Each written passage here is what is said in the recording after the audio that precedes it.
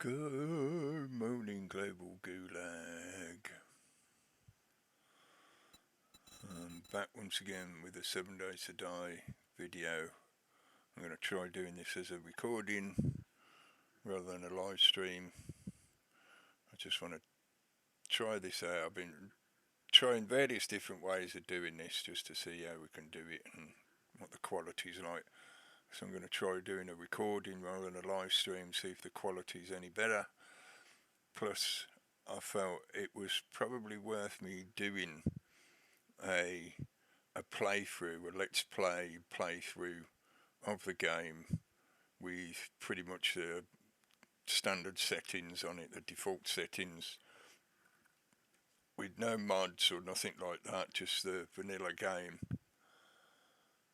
for the people who may be joining in with the multiplayer game and have never played it before and they don't know what's going on. And I've been shouting at them and laughing at them, which is not fair considering they've never played the game before. So I thought if I just play a single player game from the beginning, I've created a brand new random map so that I'm not playing through the map that we've been using for the multiplayer. So it means there's no like revealing of the map while I'm doing this or anything like that. And I haven't looked at that map. I just randomly generated it and then saved the game right at the start. So I'm logging in right from the beginning of what the game is. I'll show you the settings. Leave it on default difficulty and 60 minutes. Day length, I prefer 18, which is the longer day length. I think that's the one it's meant to be set on.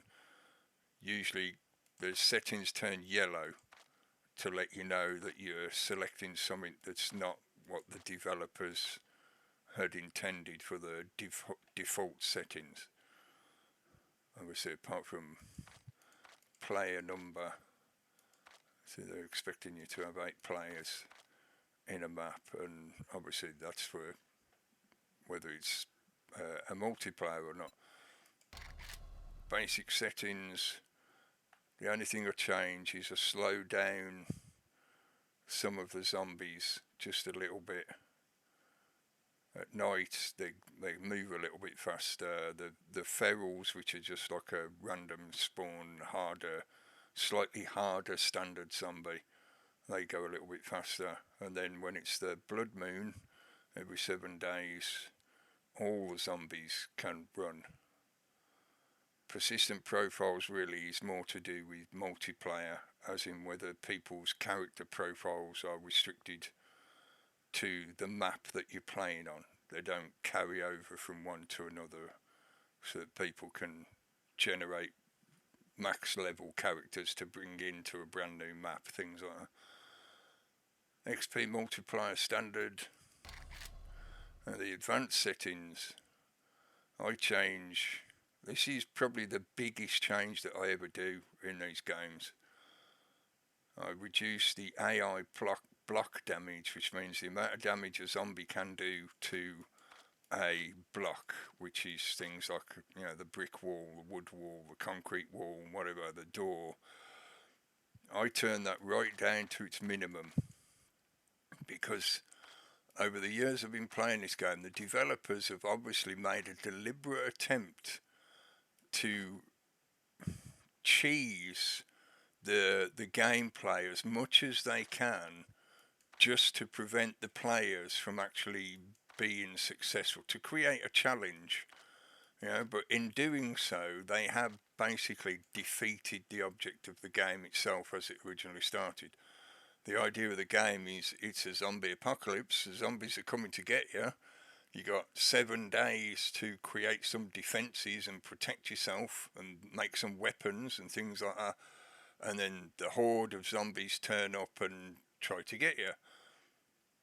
So over time, as the game has been developed, like each year they release a new alpha. We're still in alpha supposedly, even though it's been several years. They tweak the AI a bit to try and beat the players' techniques of playing the game. So way back when, I think I first started playing this game when it was on something like Alpha 15, something like that. It was several years ago. Um, you could create a fairly simplistic base defense structure, and the zombie AI was as simplistic as you would expect zombies to be. They walk towards you, they try to hit you, and if there's something in their way, they try to bash their way through it. And that was about it. So you could, quite easily create some barriers for them to try and get past and things like that. And as time went on, the developers have added things such as zombies that can jump, um, exploding zombies, zombies that can spit radioactive goo at you. And there's been a few changes in the way they've done that as well. The original spider zombies could climb up walls, so no matter how high you built your walls, they could climb over and get to you. They've changed that now. Now the spider zombies just jump a certain distance. They're like jumping spiders rather than climbing spiders. But they've done things like that just basically to try and defeat the player's ingenuity so that the gameplay of the game itself carries on. It's part of the reason why it's been several years and the game is still in alpha and it's still not been fully released, because all they do is keep tweaking the ideas to keep to try and keep interest going in the gameplay. The next alpha, Alpha 21, if they actually do it, because they've been rumouring to do this for the last couple of years, they say they're going to introduce bandits, which will be NPC humans, not undead, not zombies. They will be survivors like your own character, but they are enemies to your character. So in other words, they're just, as far as I'm concerned, they are throwing out the entire premise of the original game, of it being a living survivor versus a horde of undead, aka like the Walking Dead show and all the other zombie movies that have ever been made, near enough. And instead, they're just turning it into an NPC first-person shooter game, because the bandits will give them the excuse to have NPCs in the game world that can pick the locks of your doors, dismantle your traps, sit in wait in a sniper position and shoot you from a distance. Basically elements that completely defeat the premise of it being you versus a bunch of zombies. So if they do that with Alpha 21, I might very well just never update the game, because because they give a lot of options in game setup. If they give an option to not have bandits in the game, I will never add the bandits to the game, because to me that's not what the game is about. Yeah. And the point about the block damage, which I started on when I started rambling, the block damage at 100% at what the devs think it should be set to means a normal zombie can smash their way through a concrete wall in pretty much in seconds. Yeah, you're talking on a non-blood moon night, in other words, when they're not got their boost, because they get like attribute boosts for being infused with the energy of the blood moon. Even on a non-blood moon night, it will take them 20, maybe 30 seconds to beat their way through a concrete wall, which to me again is just a ridiculous cheese method of making the gameplay hard enough to defeat the average game player. To keep the gameplay interest in the game so that they can keep selling copies of the game. Too many players had figured out how to play the game quite well, so the developers went, oh, okay, we'll just make the zombies more destructive to all the blocks in the world. To me, it's I know it sounds silly to say it, but it's not realistic. even though I'm playing a fantasy game, you know, there's a certain suspension of belief when you're playing this kind of game. But to do something like that is just a ridiculous way of manipulating the situation so that it works against the player. Even dropping it down to 25%, it's still immensely unrealistic. The concept of undead humans, zombies, being able to use just their fists, just their bodies, to beat their way through steel reinforced concrete like you get in a nuclear bunker, that is just asinine. That is insane. That is impossible.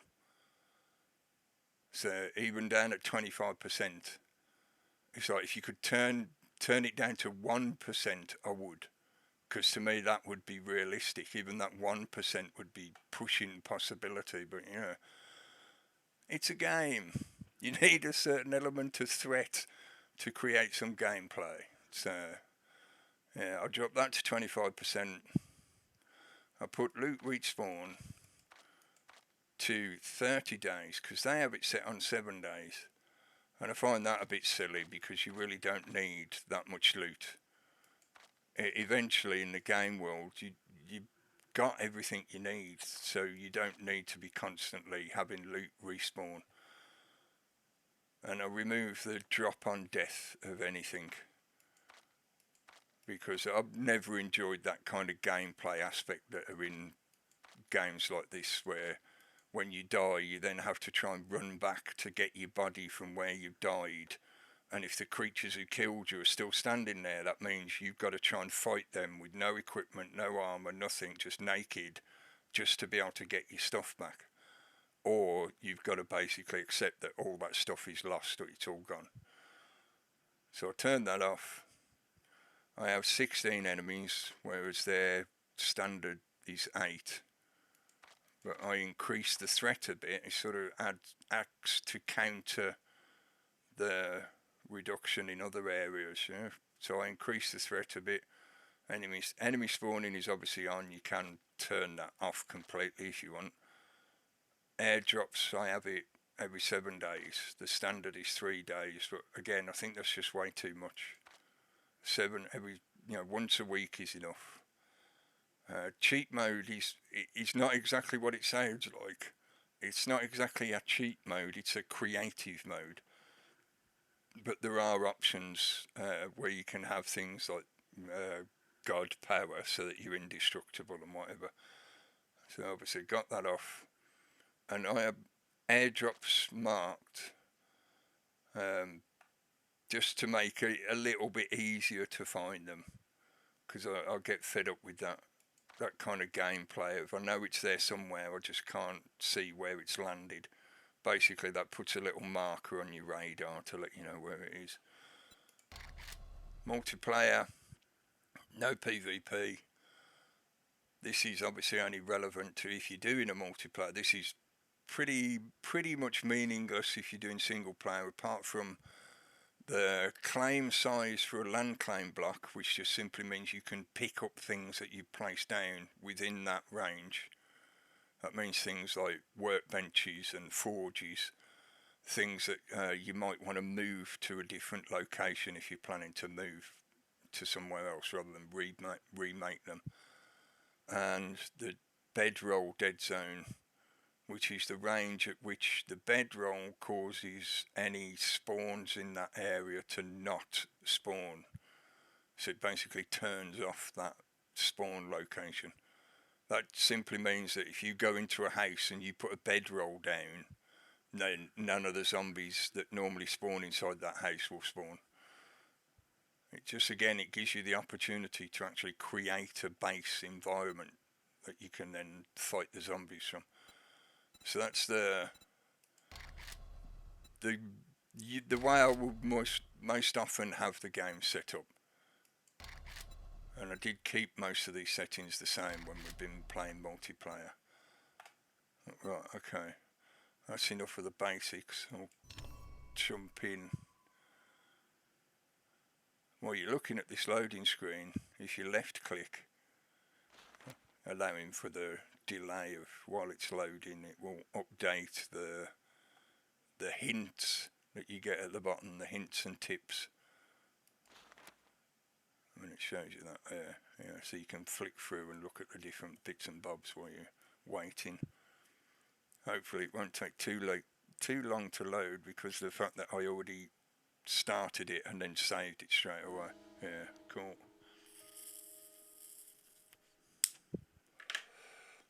When you first start, you'll be somewhere in a green zone, a green forest biome. Unless, of course, the map is quite restrictive, or somebody alters the spawn locations on the map that you're playing on. But as default, as standard, the game will spawn you in a green forest zone, because that's the lowest level biome, so the least amount of threat and danger. And where you very first spawn, there will be a radius of safety. In other words, nothing dangerous will spawn near to you for quite a while, for several hours within the game. You'll not see anything, which means several minutes in real time. So you get the first several minutes to start going through the basic quests and get used to your control setup and whatever. Press tab to open your main sort of interaction panel, which includes crafting, inventory, like what you're wearing on your body. If you go through these, you've got other statistics that you'll want to reference later on in the game, like loot stage and deaths and kills and food and stamina levels and whatever. Map, which is pretty obvious. You can put down waypoints. You can put a quick one, or you can save with a selection of icons, and it will allow you to put a bit of text in, and then you press enter and it will save that as a waypoint. You can share waypoints if you're in a multiplayer game. This is your skills listing. The skills are divided into 5 different sections, and then you've got books which add perks as you find them in each sort of defined separation. Like mining is obviously, the art of mining is all to do with mining stuff. You find several different books.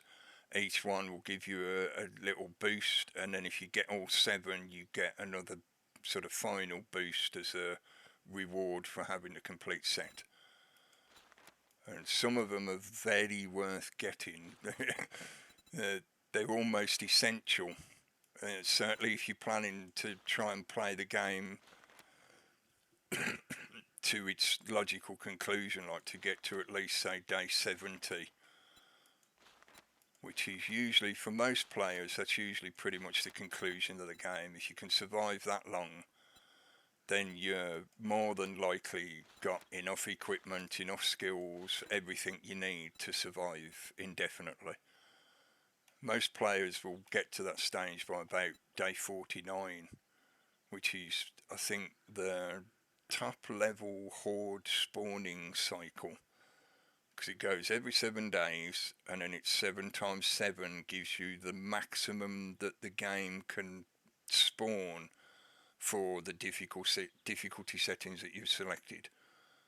So it will gradually increase up to those maximum difficulty settings over the period of time with each horde. Like the first horde will be the minimal amount that it can do for the settings you've selected, and day 49 will be the conclusion, the absolute maximum. So skills subdivided into little different segments. You've got usually something that gives you a combat skill, something that's like a general skill, and then something a bit specialised. And again, to me, this is just something that the devs have been trying to do to try and keep gameplay interest, because over the years I've been playing this since they changed it to this, which was a few years ago now, I think 2-3 years ago. You want skills from all the different segments. you will find the game very difficult to play if you try and concentrate in only one area.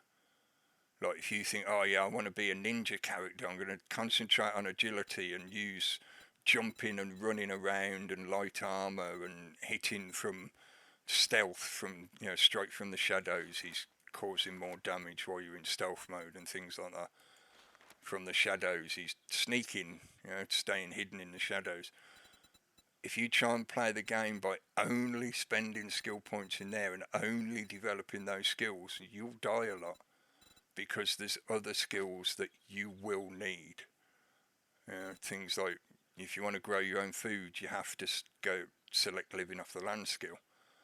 If you want to increase the amount of time you can run for, you're going to need that cardio skill. Plus, under there, you're going to need this one, sexual Tyrannosaurus, to increase the regeneration speed of your stamina, because your stamina is what governs how much you can run and jump around to make use of your agility skills.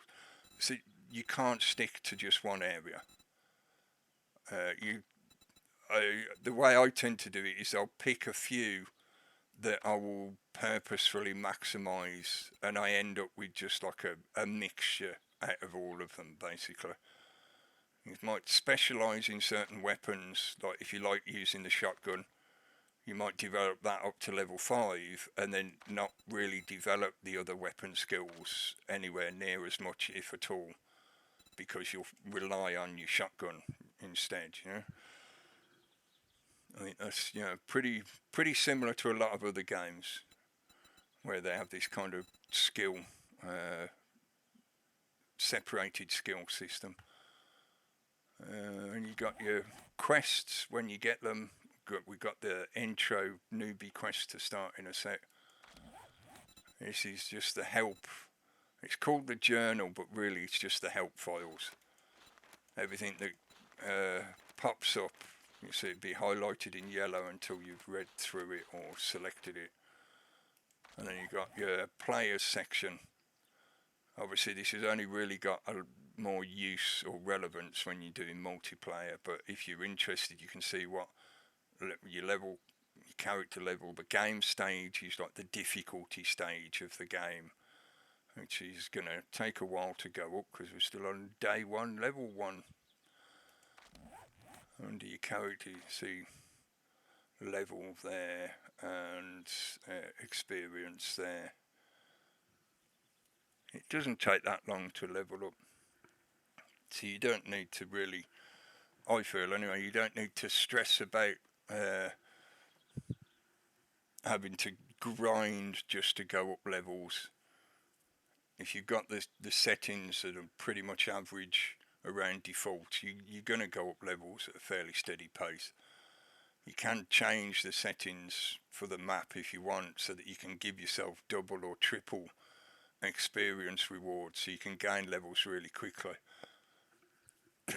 if you want to do that. But if you do, the zombies that are spawned will be spawned to match your level. So you can't like out level, if you're thinking of raising the experience so that you can out level the zombie spawns, it doesn't, because it creates zombies to match your level.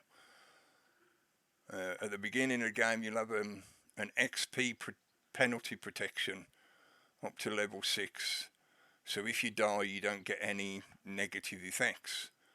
After level 6, when this disappears, when you die you'll get a debt that's required on your experience. This is the experience bar just running across the top here, and that's your food. The green one is the food underneath and the blue is water, and obviously this is your hot bar for stuff that's on your 1, 2, 3, 4 keys, etc. Or on the mouse wheel if you're scrolling with the mouse wheel. But once that penalty protection has gone after level 6, you'll get an experience debt. So you have to earn a certain amount of experience before you start actually gaining experience again. And you'll get negative effects to some of your statistics. Most of your actual combat stats that relate to your skills and things like that, you can't see them anywhere on your on your skill listings. You know, it doesn't say like I have a combat skill of so and so, but obviously the game is calculating that for you. So the penalty will be applied to skills that you can't actually see, but it will give you a message on here saying you have a penalty effect for a certain length of time. So yeah, again, fairly you know, that kind of stuff is quite common in games now. It'll spawn you in this green forest area, more than likely on a road, and you'll get a start off tutorial quest, which even when you know the game and you know what you're doing, I suggest you do the tutorial quest because it only takes a few minutes, literally. Yeah, if you really know what you're doing, you can do it in like 2 or 3 minutes. I know it sounds ridiculous, but I've seen people do it. You know, you just gather everything you need and you just go bang, bang, bang, bang, bang through all the different quest requirements.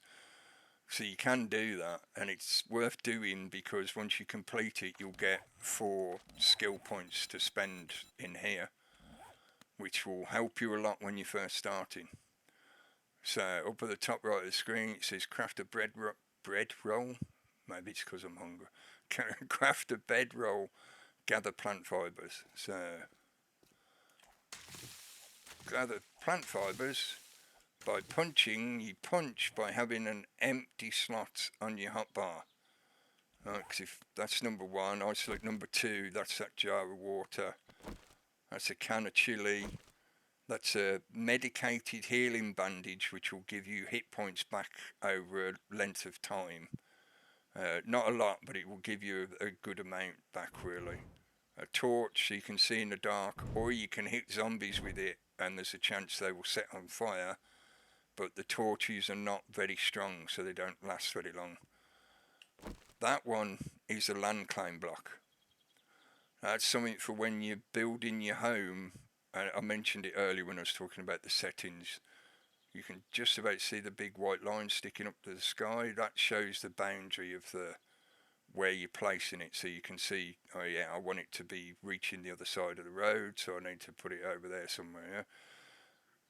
Once you put it down, you can't pick it up again. You have to destroy it, but it only costs 4 stone to make a new one, which is pretty much nothing in terms of the game. And the last one is the note that you get when you first start the game that is supposedly from the guy that left you in the middle of nowhere with nothing. It's just a little bit of sort of background storyline stuff for the game. You don't need to keep that. I always scrap it immediately, even though you don't really need the paper. It's just you might find a use for that later on. There are uses for the paper. It's just not that many, so I just scrap it and hold on to it, and if I never actually end up needing it, I just chuck it. I've got enough to make the bedroll. That's this stuff, the plant fibres. See, it's already listed in the craft. All I'm doing is pressing tab to open the crafting. It's already highlighted it for me thanks to the tutorial quest system. Select that, click craft. That will make me a bedroll. I put the bedroll in a hotbar. I select it. I'm just rolling with the mouse wheel, and then right click to put it down. Alright, the next bit of the quest, gather those things. I've already got some of the fibre. See, it's putting a little icon highlighter over the stuff you need. A couple of bits of wood, and then I need some stones. There's got to be some stones here somewhere. These are the most basic resources in the game. The reeds or grass fibres, plant fibres, these give you wood, the trees give you wood. And you'll find loose stones like this, small stones, and you can also break down these, and there's other bigger ones like that one in the distance there that will give you stone. I need one more. Press shift and W to run. The controls are pretty much standard to this kind of game. So I think most people will be aware of these kind of game controls: WASD, shift to run, space to jump, control to crouch. and there's a few others, but yeah, you'll figure them out as you go along. Right, I've made the stone axe that it was asking for. I'm going to quit that. Stone axe is a very versatile tool, even though it's a very weak tool. It doesn't do a lot of damage. You can use it as a weapon, but it is a really crap weapon because it doesn't do a lot of damage to the zombies. It's mainly meant for crafting purposes. You can use it to chop things, you can use it to chop down trees, and you can use it to hit the stone as well, whether it's a boulder or a big pile of stone like that one, and you get bits of stone. Right, I need to make the next bit of the quest is make pants and a shirt. I've already got the plant fibre, it's already highlighted it in the crafting section, so I just have to select them and click craft. I can then go to my inventory section and select them and put them on by just selecting where. We'll talk about modifying stuff later. Alright, so now I've got some lovely grass clothing on. Alright, craft a wooden club. Needs I think I might already have some, but I'll collect a little bit more just in case, a bit more wood. And make a wooden club so I can bash zombies with it. I'm going to move some of this stuff off my hotbar now, just so I can get that club in a prime position. If you shift click, things will go from your hotbar into your inventory or vice versa. I tend to stick that there so I can get to it quick if I need to. The food and drink don't really need to be on a hotbar. It can be useful to do that sometimes, but you don't really need to. Right, now I've got that. What do I need? I need a bit more plant fibre. You can hit resources with a weapon. The really weak things like plant fibre will gather quite readily, but if you try breaking down a stone with a club, it will take you a very long time and you won't get as many resources as if you use a better tool, an actual tool for gathering resources. That'll give me a lot more stone in the time it takes to break it down than a weapon will. So even though I am actually doing damage to the rock, you see I'm not on the bottom right, it shows, show you if you use this. So the bottom right of the screen you see what resources and experience you get in for doing what you're doing. If I use the club, wait for that to fade from when I was using the stone axe to use the club, I get no resources. I'm doing it damage. Oh look there, I got 1 stone for that damage that I did to it. So you can use your weapons to do that kind of thing, but you won't get a lot for it. Right, I need to find feathers, which means finding a bird nest. Now, luckily for us survivors in this particular zombie apocalypse world, you don't have to go up trees to find bird nests. You find them on the ground. There it is, it's marked one for me. Oh, and you'll find this kind of thing. You search it by pressing E. It will show you the contents. Just shift click, or you can press R, which will also just take everything that's in that inventory. Alright, so now I've got a few feathers. I need more plant fibres. I thought, oh well, you must have used them. Alright, get a few more plant fibres. Craft primitive bow and arrow. Do the arrow first, and the primitive bow.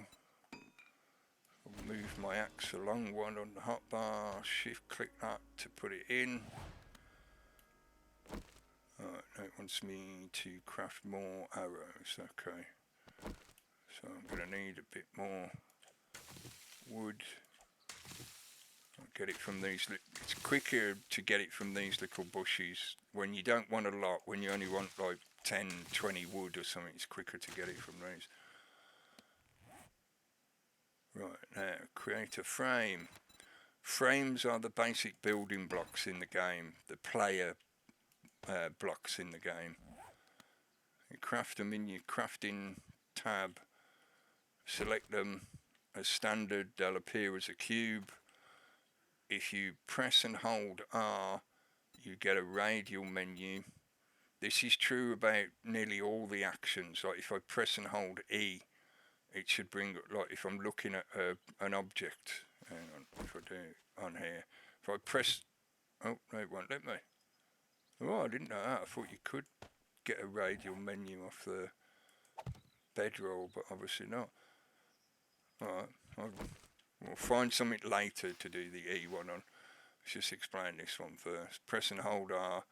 This is the block radial menu where you can select different shapes and how the block is placed. Like you can affect the rotation of it and things like that. But for now, the game just wants us to place a basic cube block. So you can right click to put it down. And then to upgrade it, you need one of these stone axes or a claw hammer or a nail gun, and you right click on the box on the frame. You right click the frame and it upgrades first to wood and then to other materials later on in the game as you got other materials. Alright, do I have enough stone to make the campfire? Yes I do. Good, I'll make it a little bit quicker.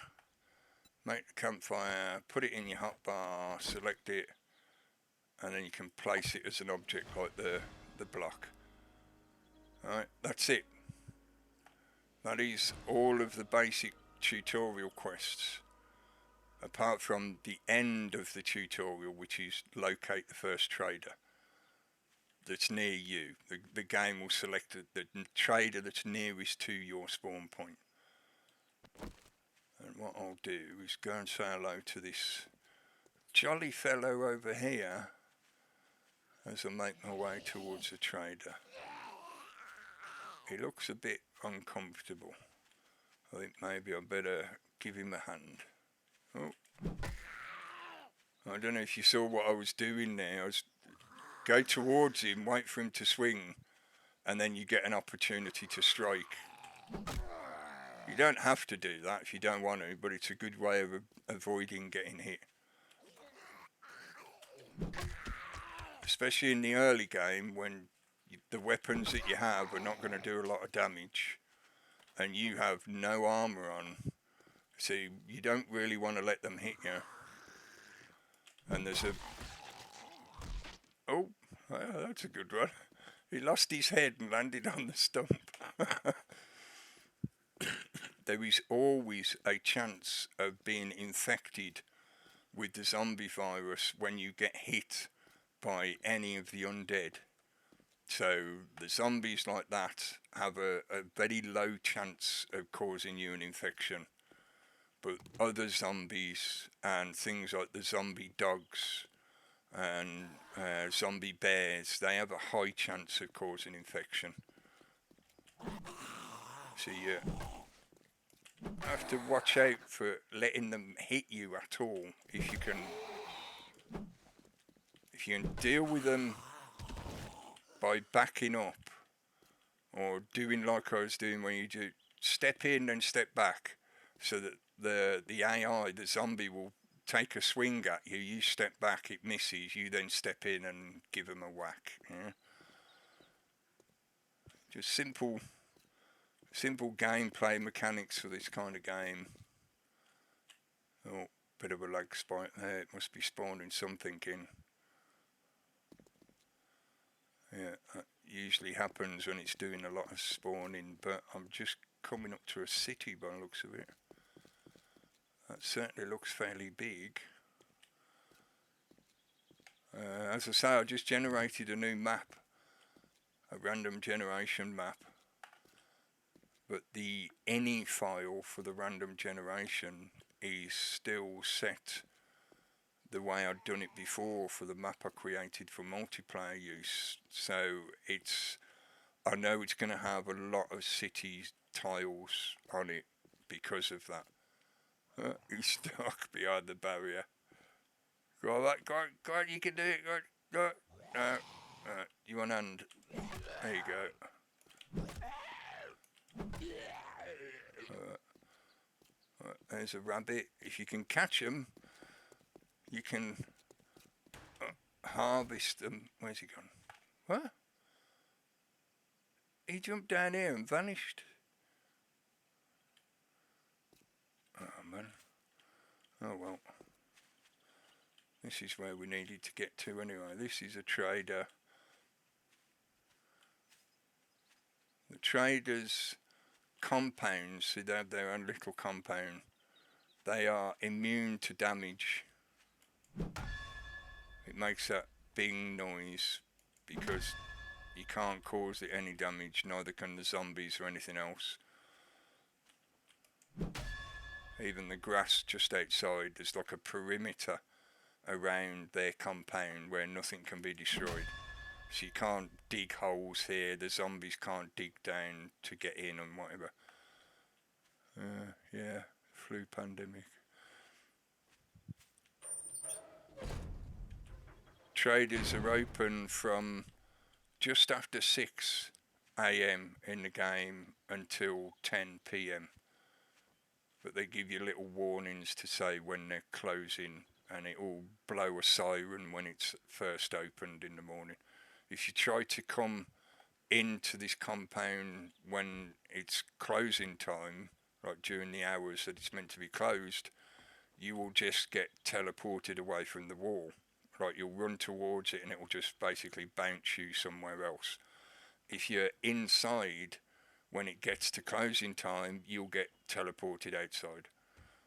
It's to prevent players from hiding inside the indestructible traders compound during the night times and during the hordes. These vending machines sell food, and these sweeties, candies, as the Americans like to call them, that have different bonus buffs built into them. Like sugar butts is for buying and selling, for bartering. So you'll get more money at selling stuff, and you'll be able to buy things cheaper by 10% when you're using them. And you get different candies with different buffs on them. Some of them, like these, can be immensely essential. Because if you find a nice big safe somewhere and you've got no skill in lockpicking and no chance of breaking into it with the crappy stone axe that you've got, if you've got one of these candies and one lockpick, you can guaranteed get into that safe. Yeah, and there's food and drink in there as well. And you'll find broken workbenches that, if you search them, will almost always have stuff inside them. And sometimes it can be quite useful things like schematics. A schematic is a blueprint. Some bicycle handlebars, interesting. It's a blueprint for building different things in the game. So, for example, sometimes in a workbench like this, even though it says destroyed workbench, so I can't actually use it to craft anything, sometimes when you search it, you'll find a schematic, a blueprint for building the workbench. So that way you can click on that to read it, you then learn that schematic, and then when you've got the resources you can build your own workbench. That's not the only way to get the blueprints. There are other ways to gain those schematics or those blueprints. An antibiotic, that's good for an early find. Antibiotics cure the infection that I mentioned earlier, up to 25%. So if you do happen to get yourself infected, there are different types of antibiotics. You can use honey for up to, I think it's 10%, but I'm not sure. I'm not certain on that. It might only be 5.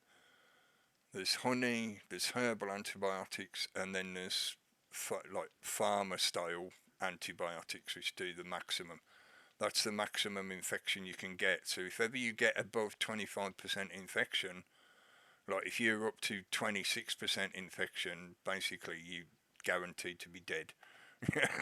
you're not going to be able to cure yourself, and you're better off just using the opportunity to let yourself get killed and respawn. Because when you respawn, you'll be in a new body. Visit for a while. Oh, okay.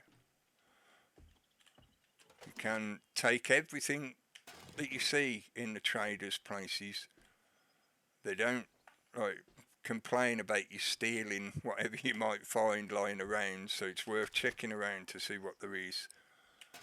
And there is a fair bit of randomness to it. Like some things you will always find, like those workbenches that I was looking at down there earlier. But things like in here, the shells, they've got a bit of randomness to it. So sometimes you might find one of these traders, you'll come in and there'll be things on this middle section of shelving, you know. So it's worth always having a look round just in case. And things behind his counter, if you can reach them, you can take all of that as well. So, oh, there we go. He's got some basic armor pieces. I've got what? Padded cloth arms. I'll put that on. And scrap metal leg coverings, thigh coverings. There you go. And in his bookshelf, paper. Oh well, nothing there. No, nothing in his register. Hello, mate. You can buy things from him. Select, look at his inventory, and he'll have a list of stuff. That's obviously the primary list, all, and then filters to select different types of stuff. And then right at the end you got what's called secret stash, which is like his special items of the day. And later on in the game you can get skills that increase the things that turn up in this special stash, the secret stash, increase the value, the tier level. Right, these are the quality tiers from 1 to 6. So these are like right in the middle of that. That means they're better than a tier 1 and not as good as a tier 6. You know, it's fairly simple, standard kind of game like this. Is there anything I really need to worry about for now, right at the start of the game? Well, considering he didn't give me any money for completing the tutorial quest, I've got nothing to spend anyway. You have a great day now. In the apocalypse? Yes, sure, mate. Okay. Let's see, you can select quests by asking him does he have any jobs. These are also split into tiers. I think goes up to tier 5, with tier 5 obviously being the hardest. You get a few different type of quests. Clear zombies is obvious. Go to that location and kill all the zombies. Fetch is go and find a courier's bag. I think the gameplay sort of concept is that traders sending things from one to another, you know, sending goods to each other and things like that. The people who are transporting them get killed by the zombies halfway there, so you have to go and recover the courier's bag to bring it back to the trader. So you don't necessarily need to kill anything to complete them. You just need to locate that bag and bring it back. So sometimes it's worth, with a fetch quest, it's worth just ignoring the combat and sneaking in, grabbing the bag and just bringing it back. You do get a couple of other types of quests as well, but we'll worry about them as and when we might see them. So I'm not going to do any of that lot for now. Well, let's just check again. How far away were they? Yeah, 220's not too bad. Okay, we'll do that. Could you help, traveler? It's rare to find honor in these dark times. In the old ranch, which is just a type of POI, the point of interest that it's in. While I'm loitering, I'll just repair that, even though it's awful. You know, tier 1 wooden club is one of the worst things possible. Let's see if I can make a spear. I could make a stone spear. Let's have one of them instead. Probably won't use the bow much to begin with, not unless there's a good opportunity to use it, because it doesn't do a lot of damage. It's not very accurate. And 2 green jackets. I always thought this guy looks like William Defoe when he played the Goblin. Spears are useful because they've got a long reach.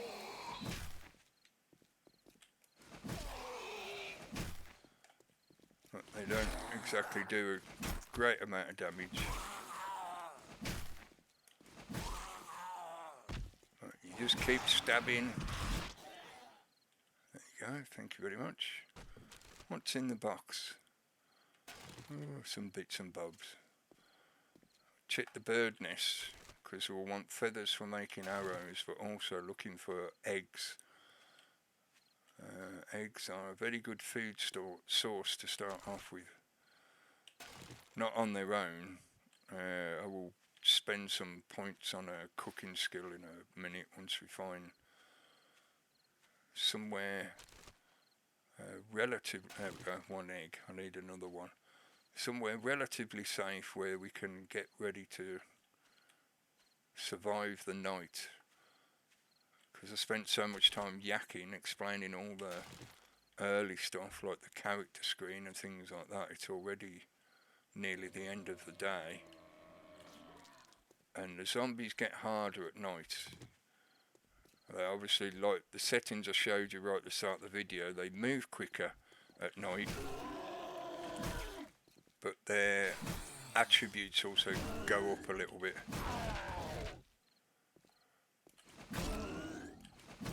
See if I can chop his feet off.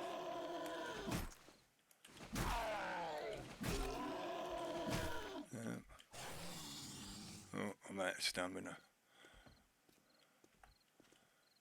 Stamina is more... I've found that stamina is more important in this game than health points. Oh, squeeze me. There you go. Stamina becomes more important than anything else, because if you run out of stamina, you can't hit anything, you can't strike, you can't throw things at them, and you can't run. And the easiest way to not get killed is to run away from the danger. So if you're getting bashed up but you've got no stamina left, you're sort of trapped. You can't get away. Looking for more birds' nests while I'm making my way towards where that quest is. If that quest is in an alright house, I might, once I've cleared it out, I might just set that up to hiding for the night. A bit of iron. I tend to pick up pretty much everything, especially in the early part of the game. Loot everything and take everything that you find in the loot. If it's something that you don't really have any use for, you can throw it away later. But every time you loot, you gain a little bit of experience. So it's only 1 experience, but considering a lot of the things you need to find will be hidden in loot, you need to loot in the game. So you might as well be doing it as often as possible and slowly building up that experience gain. And things like that. That was a seed, a cotton seed, which isn't really of any use to me at the moment, but I will, if I get the time and the chance and the opportunity, I'll make a little storage box and keep it. But if it comes to it, I can just throw it away and not worry about it. In your nads. Have a bit of that. They don't like it up them. It's this house. It's not great, but considering it's nearly 9 PM in the game, that means I've got about 3 minutes real time before the sun goes down, and the zombies will get faster and harder. So, oh, cool, an archery book. That's a book. If it's got a little icon on it that looks like a closed book, that means it's something you've never read before. It allows me to make exploding arrows and crossbow bolts. Cool, that's a good one, that is. Exploding arrows and crossbow bolts are very useful. Take a lot of resources to make them. Yeah. Click E to activate the quest icon. That will set the quest in motion. On the top right you'll see it will say stay within area. As long as the little tick is green, that means I'm still within the quest area. If I go too far away, it should change eventually to yellow. Yeah, that means you're right on the border of the quest zone. If you go further than that, the quest will cancel. You'll lose the quest. So you have to stay within a certain area to complete the quest. I think this is just a straight through for this one. Maybe I'll want one of them. I'll show you what to do with them afterwards. Let's sort this out first. Right, let's use me one stone arrow that I got to break open that cupboard and show him in there. And can I make me one more stone arrow, please? Just so that I can press control to crouch into stealth mode. See on the bottom left it shows like an eyeball sight and a number 15. That's how hidden I am. If I can shoot him from stealth mode and miss completely, which means I need to make another arrow. I might as well just make a few while I'm doing it. Any hit that you do while in stealth mode gets extra damage, basically. It's like a stealth attack. See, it's 3.5 times damage.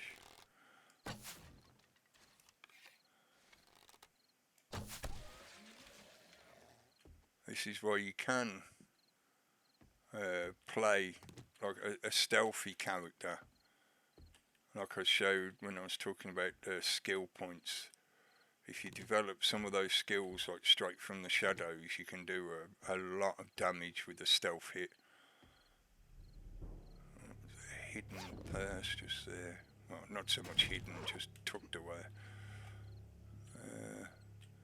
Another pot plant. Smash the portraits, because sometimes you find safes and other things hidden behind them. Safes? What's a safey? Come on, I know there's someone in here somewhere. Oh, see, there's a storage behind that one.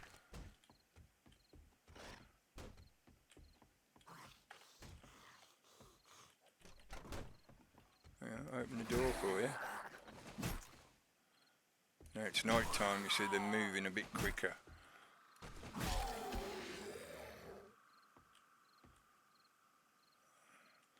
I think I should repair this one. I got a bit of quiet moment.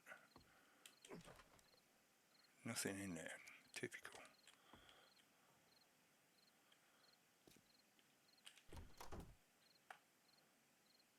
I could use my torch to see where I'm going, but you don't exactly sneak very well when you're walking around with a flaming torch.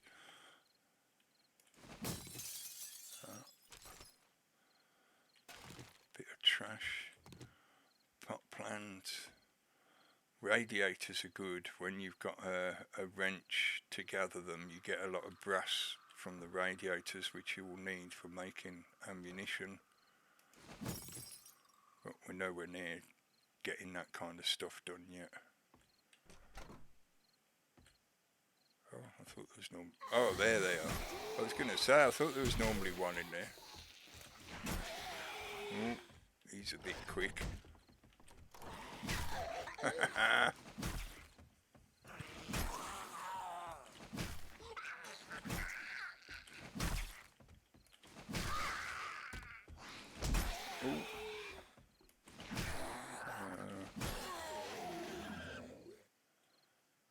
I should be a little bit more careful.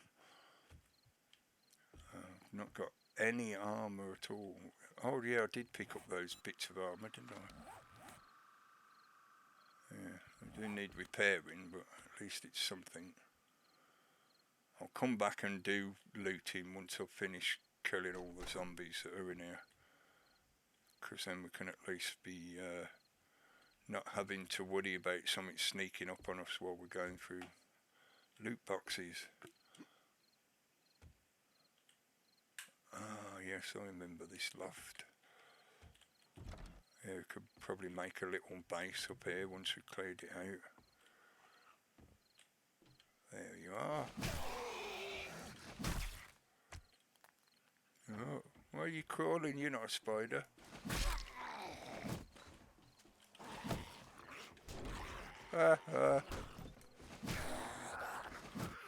Oh, leg spike. Why am I in all? Oh, right, yeah. Come down here.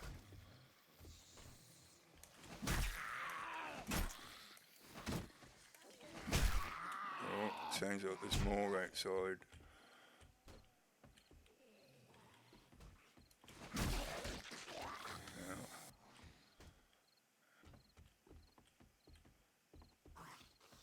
I don't know if they're outside or upstairs somewhere. Outside, yeah. I think we've killed pretty much everything. There's one over in the garage, yeah, I remember.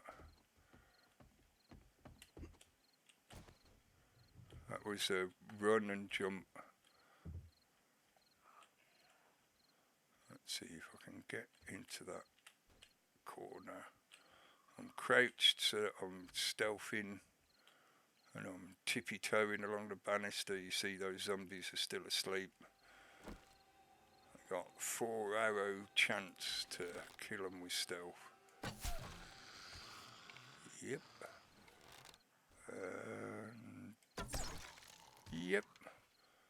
Right, that's the quest finished. That was everything that the trader wanted me to do, just killing off the zombies. But there were those few that are outside. I'm pressing E on these dead bodies to see if I get my arrow back. Sometimes you do, but not always. Yes, I can still hear them. I think they're trying to bash through into the house where they heard me before. Hopefully they haven't realised that I'm out here. So I can stay in here in crouch mode. You see I'm down to 1 on the stealth meter, which means I'm quite well hidden in the darkness here. I could just sit here for approximately, what's that going to be? You're talking 4 hours in game, so it's going to be about 10 minutes. You could sit here for 10 minutes and just stay completely still, not do anything, don't open any boxes, don't, jump around, because all of those things cause noise which can raise your stealth meter value, so they'll find you.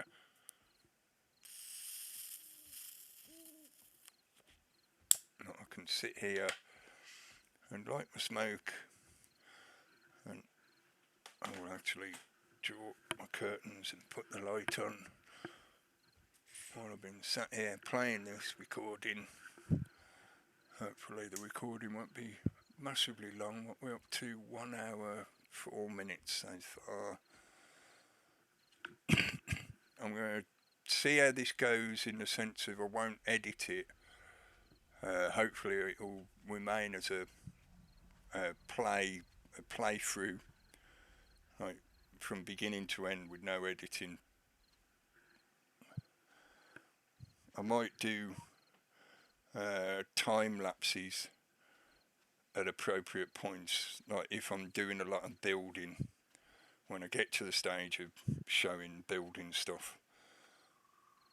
Like for example, if I'm building a wall, I might show you the first few blocks that are placed down so I can explain what it is I'm doing and how I'm doing it and whatever, and then I'll just time lapse the construction of the wall, because otherwise it's just repetitive stuff that's taking place. You know, it's not like there's a change in the action. Right, while we're sat here waiting, my food and drink's going down, so I will use up the freebies that they gave us at the start of the game. They don't give you a lot, but it's better than nothing. These empty cans that you get from the tins of food, you can scrap them and you get iron, which is very useful and certainly worth keeping hold of. The potted plants, I pick them up because if you scrap them you get clay, and the clay is useful in different ways, but it's certainly worth having a bit of it. You will need a fair bit of it later on in the game. I'll do what I usually do with the way I organise my inventory. I do it this way just so I can see where everything is, and get them. There you go. I know it seems a bit pedantic, but it means I can see at a glance how many I've got of resources and stuff like that. I usually have my ammunition just there because that's the next most important thing. Empties can go there. This stuff, the murky water, you can drink it if you're really desperate, but you're likely to get ill from drinking it. So you keep it, and eventually when you've got a campfire set up, you can boil it to give you clean water. Cloth is good for making basic bandages. When you get the blueprint later on, you can make these first aid bandages. You can also get that from the skill section. You know, a particular skill, if you learn it, will give you the ability to make the healing bandages. This stuff is what you get off the undead. In the beginning of the game, it's pretty much useless to you, but later on in the game you'll find some cooking recipes that do actually make use of it, and then it becomes quite useful to you. You know, so it's good for the later on part of the gameplay. Paper isn't exactly a lot I use at the moment. This stuff, the old fiat currency cash, you can sell that to the trader, and he gives you so you get slightly over the face value, which I think is a bit funny, you know, in the way the gameplay works. You can use it as fuel in a bonfire, so you can burn it, and in a forge, but it's worth more to sell it to the trader. The cotton seed I don't need until I can actually do farming stuff. Same as the chrysanthemum, you can make seeds out of that when you've got the skills to do it. So it's locked on the crafting skill. So the most I can do with that for now is either make paint, or I can make drinks out of it by looking at the crafting on a campfire. What else is there? That's bullet tips that you'll need for making ammunition. The cobblestone rock is for upgrading blocks to be stone rather than wood.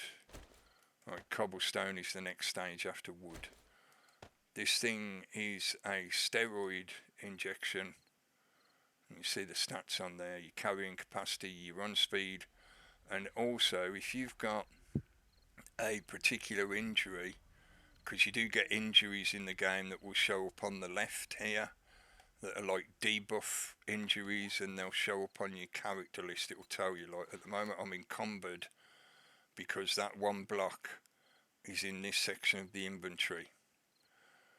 When you first start the game, your carrying capacity is this section, You know, these ones that show the little icon in, anything you put into here adds encumbrance. If you completely fill that inventory with stuff, it doesn't matter what the stuff is. You know, it can be literally a vehicle. You can have a truck in there. It doesn't matter. It's just the fact that it occupies an inventory slot. Yeah, that will give you encumbrance, which gives you debuffs to various things. There's ways to change that as you go through the game. Where did I get to with what I was explaining? Yeah, I'll keep hold of that for now, even though it's making me encumbered by one. I suppose I could change that into duct tape. I will need some duct tape at some point, and that then will give us bang on the encumbrance limit. Although there's stuff in this garage that I haven't looted yet, because I thought I'd wait until it gets to dawn so that the zombies slow down a little bit, because while it's night time they're moving a bit quicker and hitting a little bit harder. And I know there's none here in the garage with me, but there's some just outside, and if I start making noise they're going to want to come in here to get me. Right, so we've gone through some of the inventory stuff to give you an idea about that. There is a skill to improve your ability of carrying. It's called the pack mule skill. But I find, to be honest, it's a bit of a waste of time, because it costs you skill points to get every slot open in your inventory. You would have to buy all 5 skill levels. Now you might think like, oh well, that's only 5 skill points, surely you'll get that within a few levels. No, because you need to be a certain level of strength to be able to pick the higher levels of them. You see how it's locked at certain levels of strength. So to begin with, I could buy that first one, level 1 strength, I could buy that first one, but if I want to then buy the second one, that needs level 2 strength, so I'd have to go to strength, and that primary stats go all the way up to 10. Yeah? So I'd have to buy that and then buy the other one. So to get Pack Mule to 2 would cost me a total of 3 points. Yeah, and so you see, if you want to get it all the way up there, you need 5 in strength. So you've got to spend 4 points on strength and then 5 points in here. So to get that to max will cost you 9 points. And when you really, really, really need to spend points on raising your basic skills, doing that is not necessarily a good way of spending points. Instead, I'll come back to the skill bits in a bit, in a sec. Instead, what you get is, if you look at your armour and clothing, the armour, this particular clothing doesn't get any. Oh, it does actually get 1. I thought it got 0. Oh, right, cool. Cosmetics is for colour, basically. You get little paint dyes that you can put in there so it changes the colour. But this modifier slot allows you to put in what are called pockets and pocket mods. So you'll find different sizes of them, but to make it simple, let's say you find a single pocket mod, you put that in there and it will open up one of these inventory slots. And later on you find stuff that is triple, so you get 3 slots for the one pocket thing. Doing it that way, using your clothing and armour to do that. See, armour also has modified slots in, and the higher tier armour has more slots in it, so you can not only fit pockets in there, you can fit other things in there as well, like extra protection and extra cold resistance and things like that. But doing it that way, you can maximise your inventory without having to spend a single point on Pack Mule. Pack Mule is basically a waste of space, the way the game is structured at the moment. It's a waste of space and it's a waste of points. I know some people think that, well, considering there is a modification limit on your clothing and armour, as in you only get so many slots, and you'll find various different mods that you want to put into those slots. It's a waste of a slot to put a pocket mod in there. And that you will find there's times in the game when you are early and mid-level that will be true, because you'll find something like, if you've got armoured boots, you can find a mod that's called the impact bracing mod, which basically reduces the amount of damage you take from falling. That is a really useful mod to put in your boots. So you might want to sacrifice an extra inventory slot for the impact bracing slot, which is, to me, that's fair enough. Yeah, that makes sense, especially if it's a pair of low-level boots and it's only got one modification slot in it. But later on in the game, the higher tier equipment has multiple modification slots, so you will have space to fit extra pocket mods in. So again, you end up in a situation where if you got to a high level and you've got all of your inventory maximized because you're using the pocket slots in the armor and clothing, if you had spent any points into Pack Mule, they would have been wasted. So you could have spent them points on something else, like getting your shotgun skill to maximum. Yeah. So to me, it's a bit of it makes the game a little bit more difficult in the way you have to be careful of what you put where and how much you carry. But in the long run, towards the later game, you will be glad that you didn't waste points in Pack Mule. There is a way to reset your points later on in the game. You can buy an elixir from the trader that's called Grandpa's Forgetting Elixir. It's this, concoction that basically is just an excuse. It's an item that you can pay for. It costs a stupid amount of in-game money. You buy this potion, you drink it, and it basically erases all of your skills and gives you all the skill points back again to your pool. At the top it will tell you how many points you've got available to spend.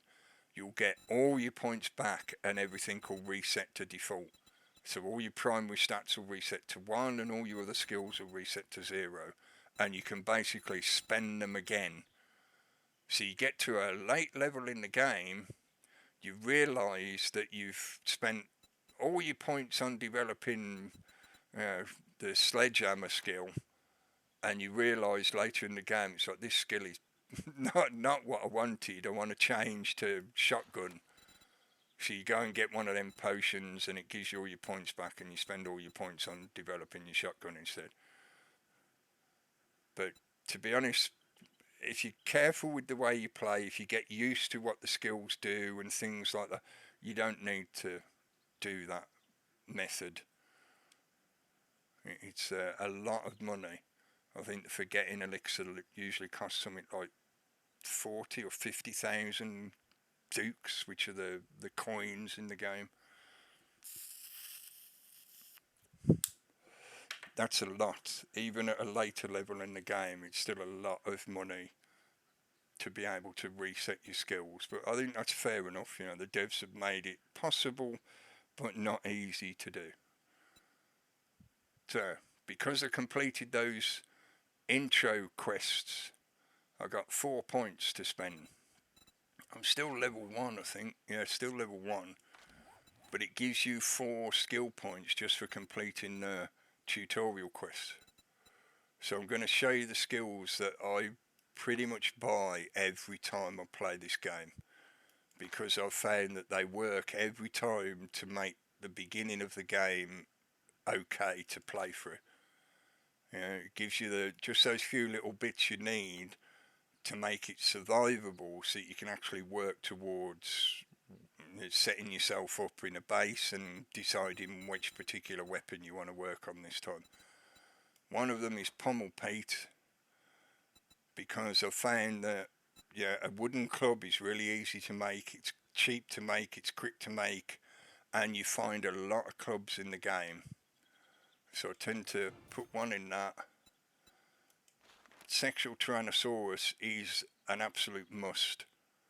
I think that it doesn't matter how you like to play the game with what weapon and whatever, sexual Tyrannosaurus is a must. Simply because it increases the speed that your stamina regenerates. And you will need stamina, I guarantee it. I usually stick one in MasterChef so that I get the basic recipes. Sometimes that can be a little bit of a waste because sometimes you find basic recipes quite early on in the game, but I prefer to not take the chance because those basic recipes can be essential at the early part of the game. And the other one I usually do is under the perception trees, Lucky Looter.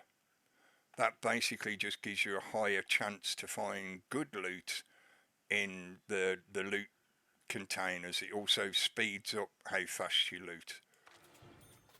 So basically you find more stuff quicker and you can bash things better and you can cook yourself some food and you can do it a bit quicker. You know, you can do all of that a bit quicker.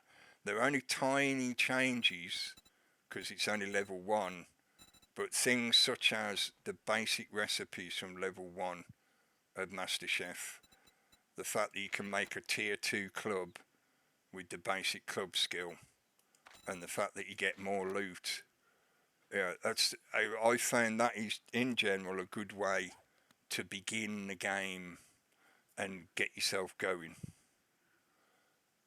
So, having spent 10 minutes blathering about all that and probably bored you silly while you're waiting for me to get on with it and start killing zombies, I'll finish the quest. Oh, that's quite a good find. So I'll now loot all the containers in here. This one is an enclosed loot box. So you have to break the outside container box first, which just takes a few hits. And then loot what's inside. Oh, I've got an unread book. What is it? Beer no longer blurs your vision. Oh, that's quite good. That's a bar brawler. That's for punching. Bar brawler is a skill where you hit the zombies with your bare fists, basically, which can be quite fun to do. And in the way they did the gameplay, that particular box you don't have to break open. Yeah, you just press A on it to search it. The way they've set up the game, if you use your fists, you punch, like every punch you do to a zombie's face, to their head, knocks their teeth out so they can't bite you, so you reduce the possibility of infection. So brawling skill, yeah, I thought it was the switch to open the door. Brawling skill can be a good way of avoiding getting infected. Those other zombies must have either wandered off or despawned. The game uses timed spawns for nighttime and daytime, so at night it spawns a fresh wave of zombies, and some of the ones that were spawned during the day will get despawned, and then the same thing happens when it gets to morning. Some of the nighttime zombies will be despawned and new zombies will be spawned. Oh, and then Mr. Belly. Belly, belly, belly. You and the belly.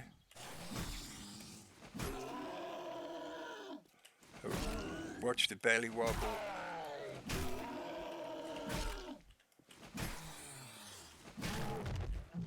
Thank you. Thank you for the experience. I'll be level 1 soon. It's worth checking mailboxes whenever you see them because, yeah, you usually find books in them. What did we get? How to make your own denim jeans, skirts and overalls. Oh, well, that's not a very useful one, but, you know, it's better than nothing. Those clothing items I'll probably end up never using, but it goes towards the completion of that book collection. You know, having that one means I'm one book closer towards having the complete collection and getting the bonus from that.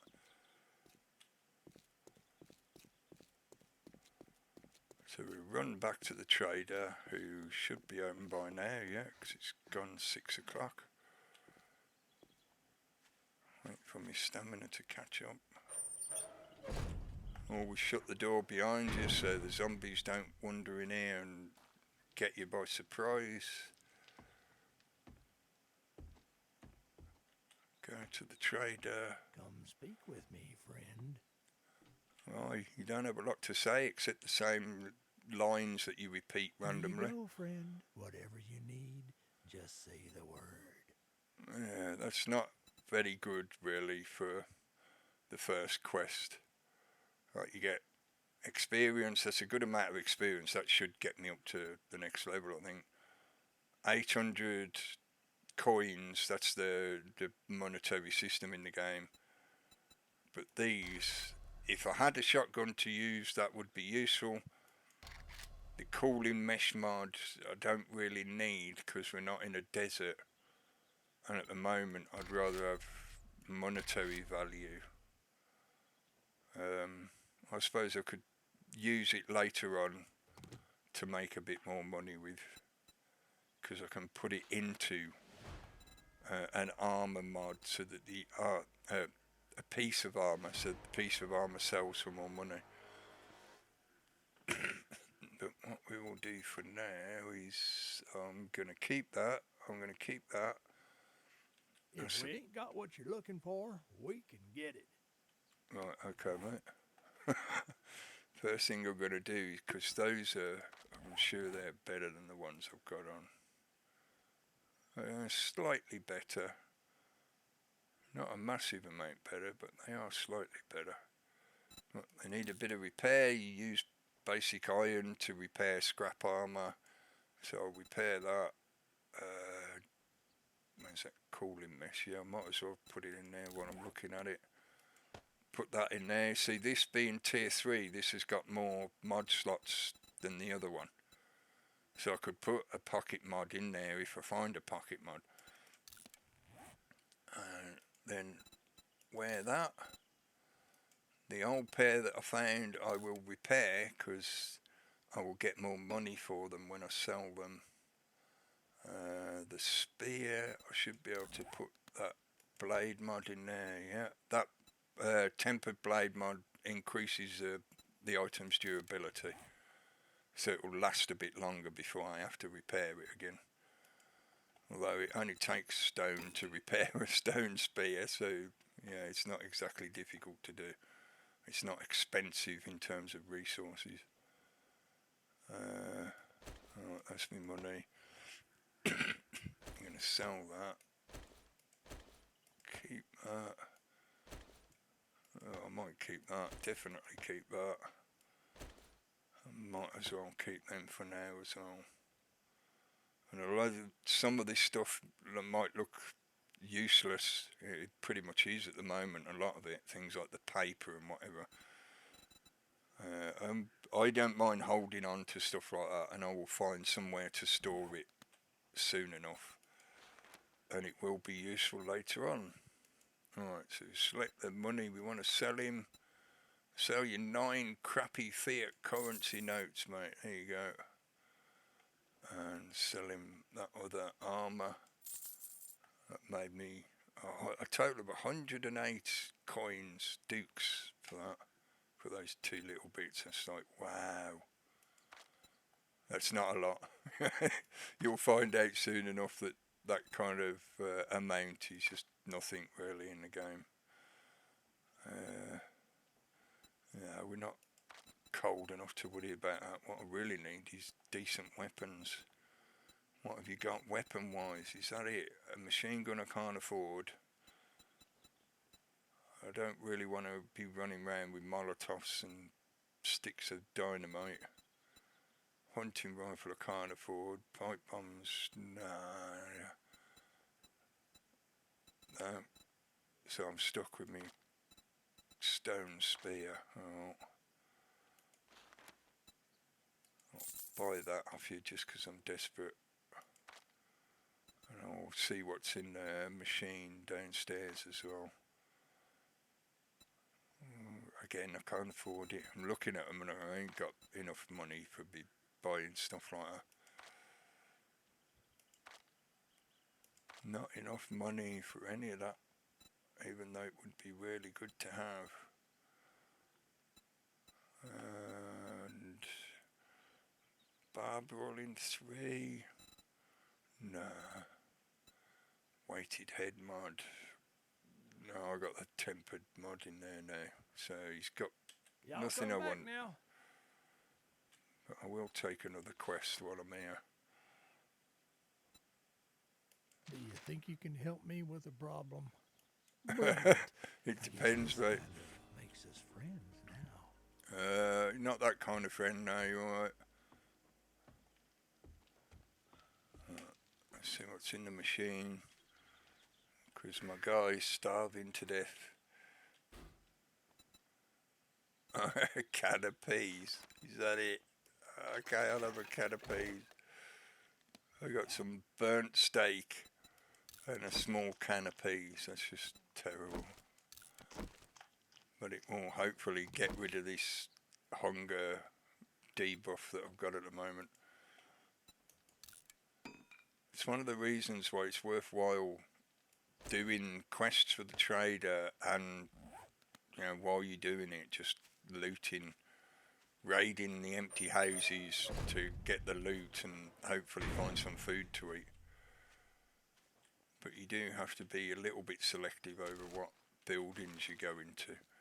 That one that says vet on the front, in that building there's some zombie dogs which are not easy to fight when you're low level, and they can do you quite a lot of damage very quickly.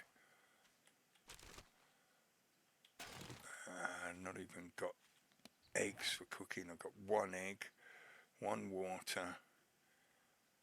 It's pretty awful, to be honest, to start off with. I need to concentrate on finding more food and drink. But I think I'm going to leave it there. It's been an hour and a half. I've talked quite a lot over the top of, showing you the startup of the game and how to quickly do the tutorial quests and etc. Some simple information about how the skills work and the inventory works and all that kind of good stuff.